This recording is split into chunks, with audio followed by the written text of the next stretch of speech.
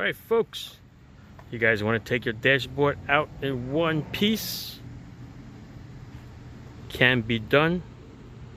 Basically 6 bolts, but a lot of wiring. Alright, so it's 1 bolt on the bottom here, 1 bolt on the bottom here, okay, right there in those brackets, and then there's 4 bolts up on top by the defroster. Alright, 1, 2, 3, 4. And then when you tilt it over, there's some wiring in the back that you have to take care of. Let me do that. So on the driver's side, you got your rear tail light lamp harness. You have your door jamb switch. You have your wire to the power top if you have a power top. You have your fuse box over here with 2 big screws. This thing comes right out. Throughout the years, if you made some fugazi wires like this going to the front of the car, you're gonna have to cut them. It's got an aftermarket radio, bootleg speaker wires.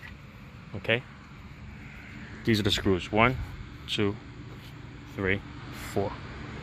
And on this side, we got the door jamb switch, and you had this wire hanging out on the bottom. I think this goes to the glove box lamp. I'm not sure. All right, but once you tilt it over,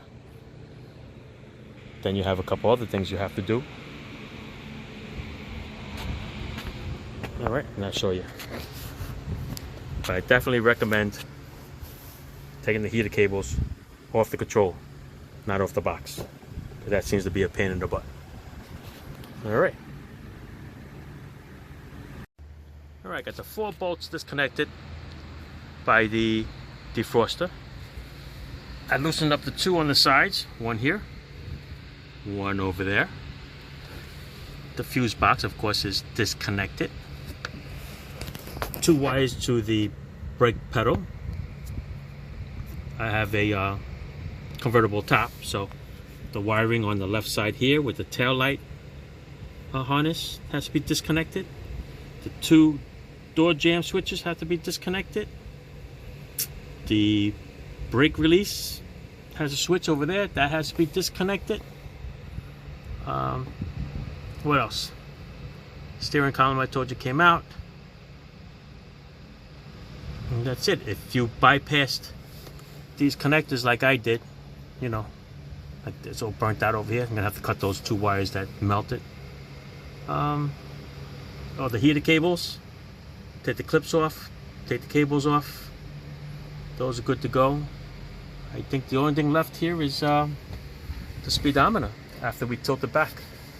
All right, so I made this over here for a little bit of a soft landing in case it falls, because it's got a console, so it's got all the brackets there. I don't want it to get damaged. All right, so I'll show you what else is left after this, after we tilt it out. Show you this side. Door jamb switch. The red wire, I forgot what that was for, maybe a glove box light.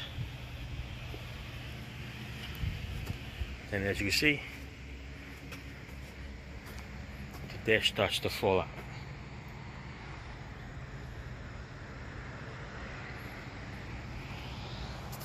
Let's continue.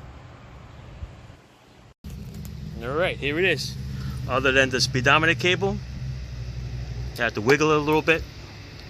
I definitely took the 2 bolts off on both sides and just pulled it off. All right, so this is what it looks like.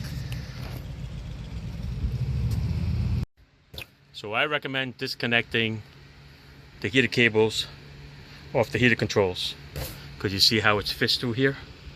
If you disconnect it off the box over there, it's going to be a pain here pulling it through. All right, so go underneath, figure it out with the heater controls. And I think that's basically it.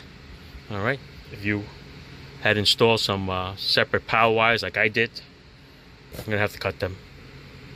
All right, a couple of things that you wire tie up out of the way to make it look nice. Yeah, you have to cut those. All right, so that's it. It's all out, the dashboard is out. 4 screws that go over there. one on each side over here. And definitely recommend 2 people to carry it out. Otherwise, if you don't care about your dash, just drag it out. I put these little things over here to cover up because I know if I hit that, that's going to mess up the dash. All right, that's it. Dashboard out. Thanks for watching.